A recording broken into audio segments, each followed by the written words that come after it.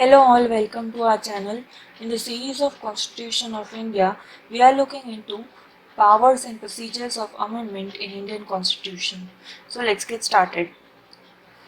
To involve and change with all its in society and environment, it is necessary for every constitution.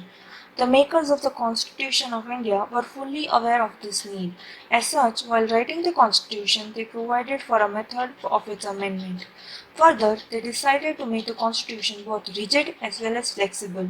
They laid down a flexible amendment method in respect to its some parts, and for several others they provided a rigid method. So let's see method of amendment.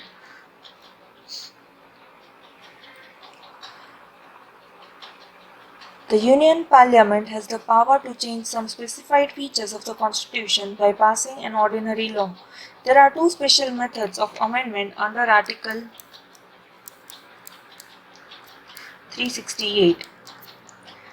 The first method is amendment by two-thirds majority of Parliament, and the second method is amendment by two-thirds majority of Parliament plus ratification by at least half of the several state legislations.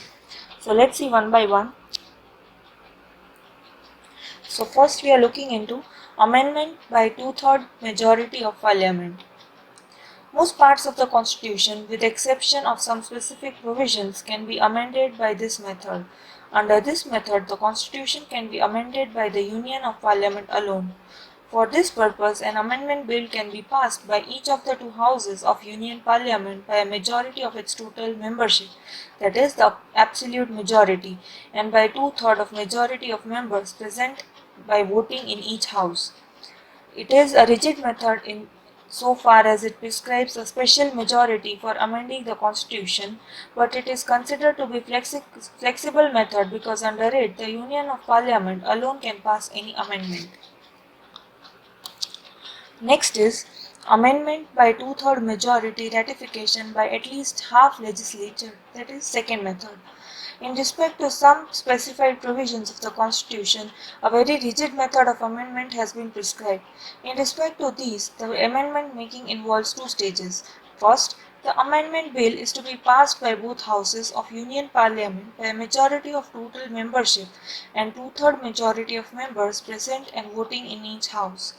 Secondly, after this, the amendment bill has to secure ratifications from at least half of the several state legislatures, now at least 14 legislature states. Only then it gets finally passed and incorporated as a part of Constitution when Parliament puts its signature on the bill. The following provisions of the Constitution can be amended by rigid method.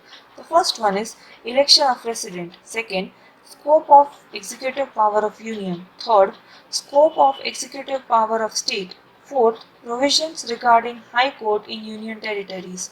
Fifth, provisions regarding the Supreme Court of India. Sixth, provisions regarding High Court in states.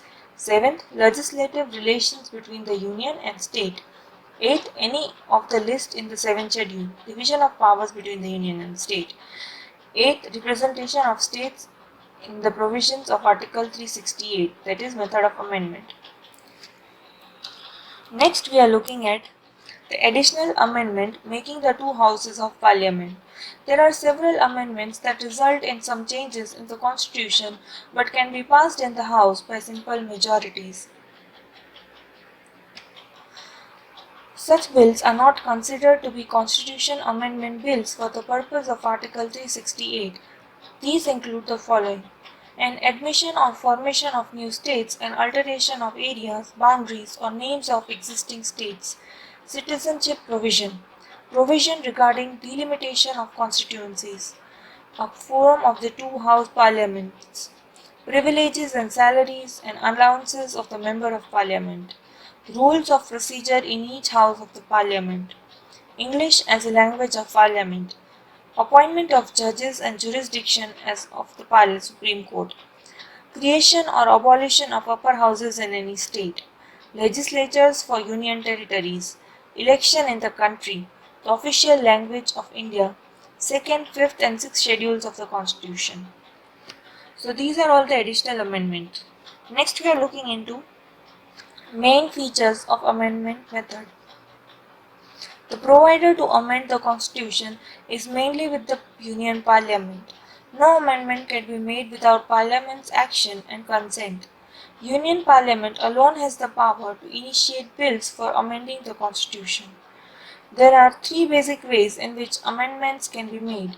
Most provisions can be amended by Union Parliament by passing an amending act by majority of total membership and a two-third majority of members present and voting in each house.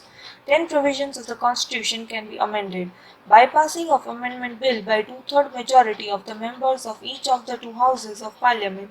It becomes finally passed when approved by at least one half of the state legislatures.